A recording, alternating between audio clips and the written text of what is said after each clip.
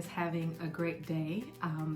I am bringing this video to you today to talk about a topic that has been an ongoing issue in my household, but also something that I get asked a lot in the clinic, and that is chores and how to entice your kids to get on board. So of course we live in an age where, nothing comes for free, and there's nothing done without a benefit. This can be really challenging when we are trying to foster responsibility and work ethic in our children. And there are so many images, whether it is TV or YouTube or even, other households, that can be really confusing for kids. And of course, it's up to us as caretakers and parents to be able to foster that sense of responsibility and accountability so that kids recognize that they have value in the home and a purpose in the home. And ultimately, it will lead to them having better success when it comes to life and being a contributor in our society. So I totally believe in positive reinforcement. I think I was pretty much raised that way, except when other means were necessary.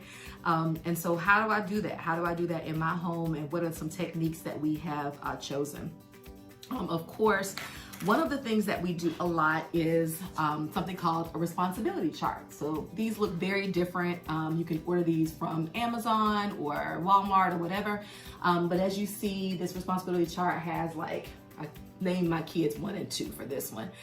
So it has the different chores that we like in the home, the days of the week, and then where they can record their points and what they get for those chores.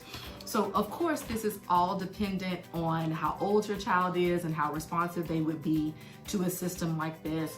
But it gives them a sense of accomplishment to be able to see what they have been able to do and what they've accumulated over time. And then of course, the school side of me also says, hey, this teaches them how to count and add up things and these numbers. And so when we go to places like the Dollar Tree or Target, they can have their money to be able to see how much they can spend and what they can't spend. It kind of keeps them from constantly saying, can I have, every time you go somewhere. Another thing we do is a little incentive with gold coins.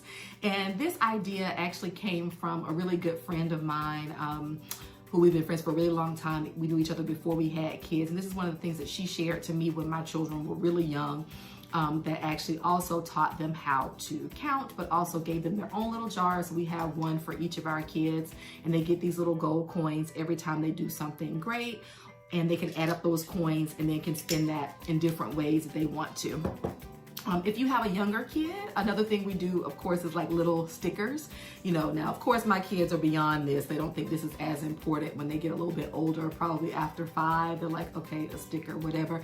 But for the little ones, they love to accumulate their little stickers, wear one for the day to kind of say, hey, I have accomplished this for the day. And so that's one of the things that we also try as well. Now, if you have an older, teenager or something, hopefully over time you have fostered this type of behavior so that it just kind of comes as second nature.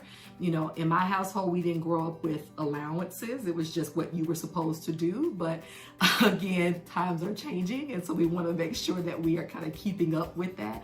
And so for teenagers, it could be something positive as in earning actual money to be spent, or a particular special event they want to go to, or item that they want to buy, anything that can be sustainable and can be kept up. Of course, kids now are doing online video games and actually spend more money on shopping than I do.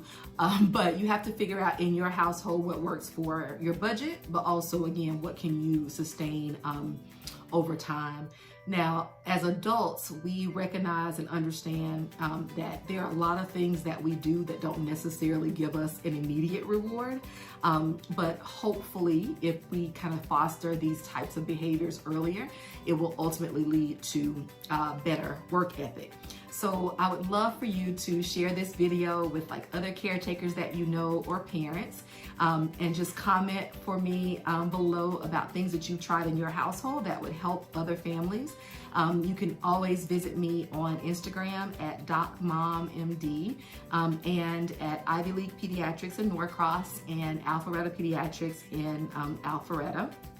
Of course, it is so rewarding as a parent when we can look back and our kids are being proactive and jumping right in and showing us how proud they are of the things that they've been able to accomplish. It kind of gives us that sense of, okay, we can kind of pat ourselves on the back.